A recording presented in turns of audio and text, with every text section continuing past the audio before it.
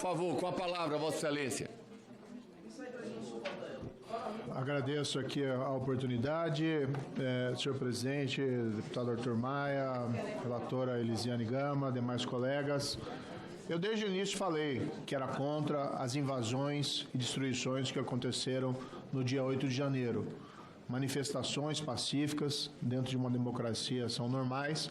Houve ali uma exorbitância que resultou num episódio que, infelizmente, até prejudica o exercício normal da oposição a um governo que se prolonga e um governo que, na minha avaliação, é um governo muito ruim.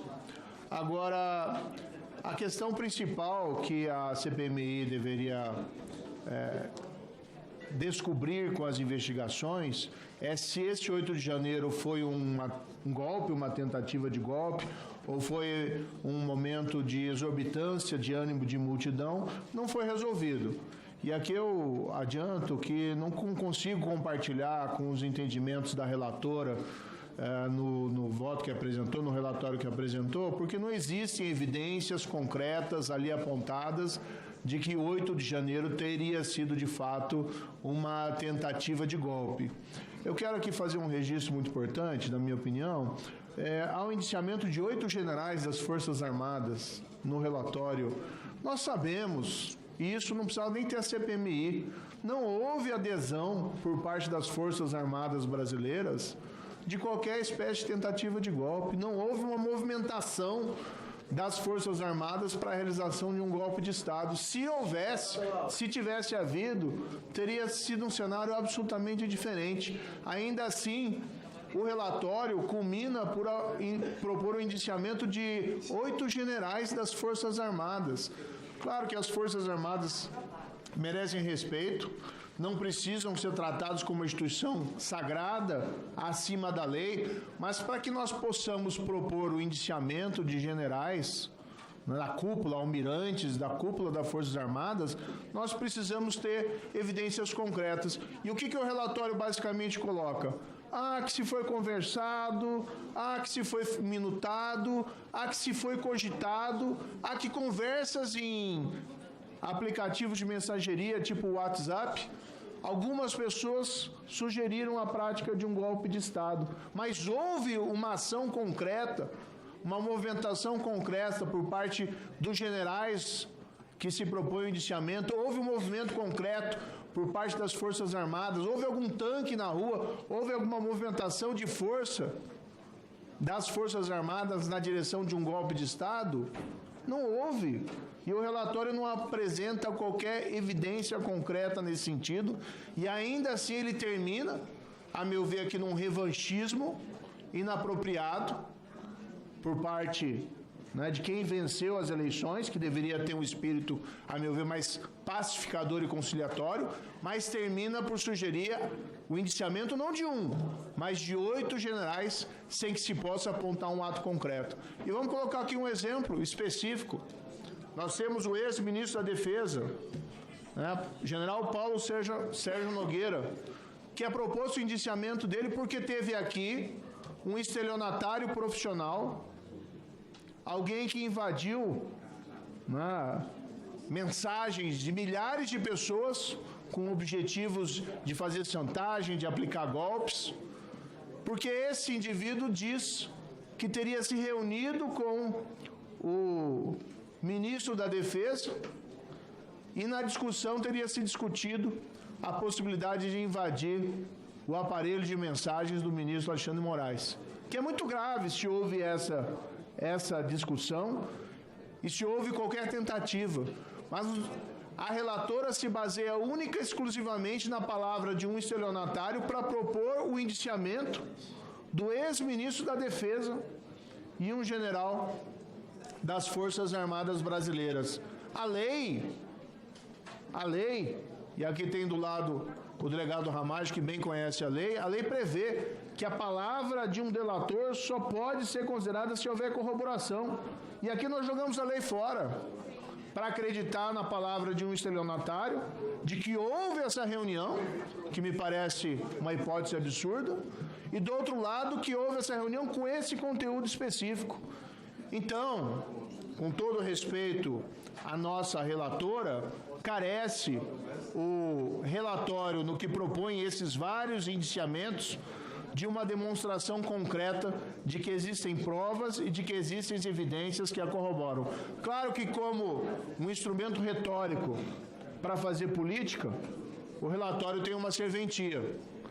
Como um instrumento jurídico e como um instrumento de reconstrução da verdade, o relatório falta qualquer substância, em especial quando propõe uma série de indiciamentos relacionados a um golpe de Estado que não ficou evidenciado pelas provas aqui colhidas.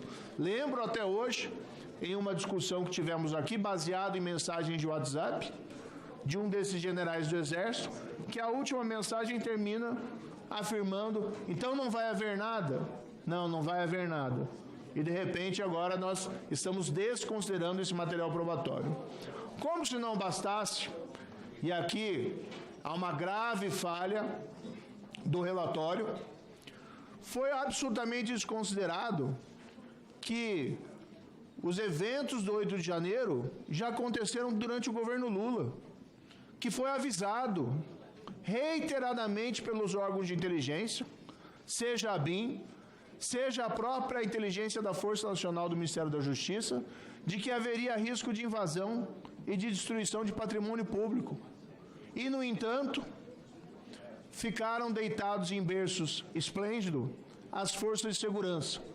O batalhão da Guarda Presidencial não foi acionado pelo ministro G. Dias, que, como chefe, tinha a responsabilidade. Causa para mim espécie que o relatório busque responsabilizar integrantes do GSI por uma afirmada omissão e deixe o chefe, o cabeça, de fora, numa situação surreal. Quem responde é o chefe, quem responde é o ministro. É ele que tem a responsabilidade última.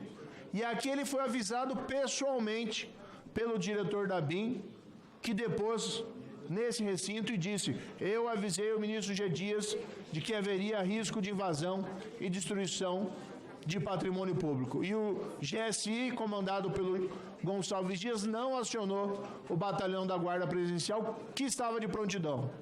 Do outro lado, também foi aqui revelado, mesmo com dificuldades de se colher provas, mesmo com o governo obstruindo a possibilidade de nós ouvirmos o diretor da Força Nacional, mesmo o ministro da Justiça sonegando a essa CPMI, com versões que foram se alterando com o tempo, o acesso às imagens, às câmeras do Ministério da Justiça, mesmo assim foi evidenciado que a Força Nacional produziu um relatório de inteligência falando em risco de invasão e destruição, que a Polícia Federal avisou o ministro da Justiça expressamente que haveria risco de invasão e destruição, e que a Força Nacional ficou com 4 pelotões no estacionamento do Ministério da Justiça e mais um pelotão dentro do Ministério da Justiça, absolutamente imobilizado, assistindo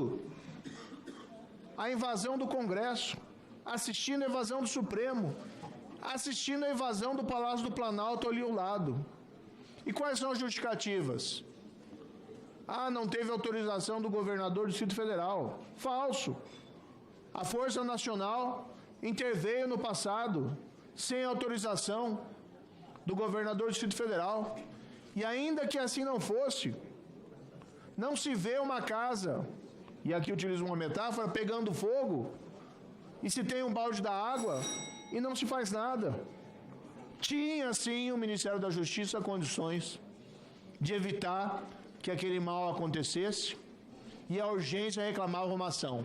E, no entanto, o Ministério da Justiça se omitiu completamente. Quando se junta a omissão do general Gonçalves Dias com do ministro da Justiça, o que se tem é um padrão, e não um acaso. E essa é uma das principais falhas aqui do relatório, porque, sem evidências, constrói a teoria do golpe de Estado, e que se houve, não há evidências que foram produzidas por essa CPMI ou que constam nesse relatório. E, do outro lado, deixa de lado a responsabilidade, que também é importante, porque quem invadiu o Supremo e destruiu o patrimônio público, tem que ser responsabilizado. Mas quem deixou isso acontecer, podendo evitar que acontecesse, também tem que ser responsabilizado. Por isso, para finalizar e concluir, presidente, eu adianto que votarei contra o relatório e vou acompanhar os relatórios apresentados pela oposição, pelo senador Isalci e capitaneado aqui também pelo deputado Ramage. Muito obrigado, senador. Com a palavra...